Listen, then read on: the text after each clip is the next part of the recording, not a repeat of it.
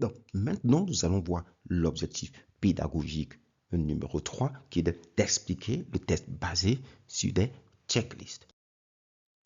Donc, nous avons dit qu'il y a 3 techniques.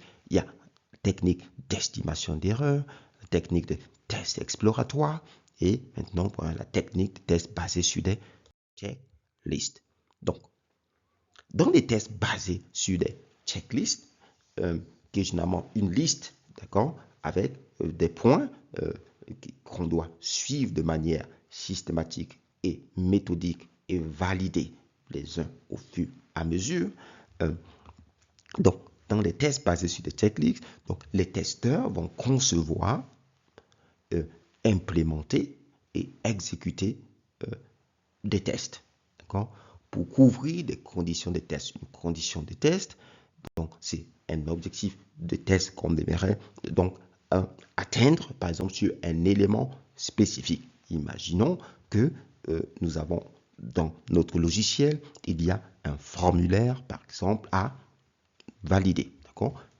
Une condition de test peut être de vérifier, par exemple, que le nom répond à un certain format, d'accord, avec des données essentiellement alphabétiques. D'accord? Dans ce cas, voilà, ça c'est une condition de test, donc quelque chose qu'on peut tester. D'accord? Donc les cas de test vont couvrir des conditions de test qui figurent donc dans une checklist. Donc, au cours de l'analyse, en fait, les testeurs vont créer soit de nouvelles checklists, lorsqu'ils font l'analyse donc de ce qu'ils ont en base de test, on fait l'analyse, et ils peuvent donc créer de nouvelles checklists, ils peuvent compléter une checklist qui existe déjà, mais ils peuvent naturellement aussi utiliser une checklist sans modification. Vous voyez que les checklists permettent facilement en fait de reproduire, d'accord, à une autre échelle, donc les mêmes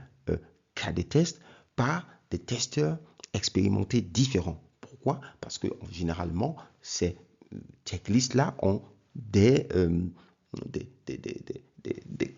informations en fait sommaires, ce qui fait que l'expérience du testeur va entraîner une certaine variabilité finalement au moment de l'exécution et ce qui permet même de couvrir encore un peu plus donc les domaines du logiciel. Donc finalement, c'est très intéressant.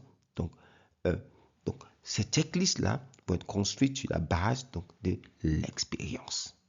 L'expérience du testeur, la connaissance, par exemple, de ce que l'utilisateur attend du logiciel, la compréhension du logiciel, d'accord, et ces checklists doivent être conçues par le développeur ou améliorées par le testeur, d'accord, et à partir de ce moment, il conçoit, il implémente, exécute des cas de test, ok, et en résultat, il y a des défauts, des défaillances qui sont trouvées qui sont différentes, généralement, de genre de défauts, de défaillances qui seront trouvés par des techniques systématiques. D'accord? C'est-à-dire, on a une variabilité des tests selon les testeurs, selon leur expérience.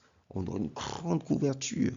Seulement, ce n'est pas facile de reproduire finalement exactement les tests, le déroulement des tests, parce que chaque testeur expérimenté finalement unique dans sa manière donc de procéder. Mais à la fin aussi, ce qui est intéressant, qu'on va avoir des listes actualisées. Mais après, je ne recommande pas forcément de se limiter, d'accord, aux checklists pendant qu'on est en train d'exécuter. Donc, selon l'expérience, la dextérité donc du testeur, il y a la possibilité de couvrir un large éventail de certaines parties du logiciel.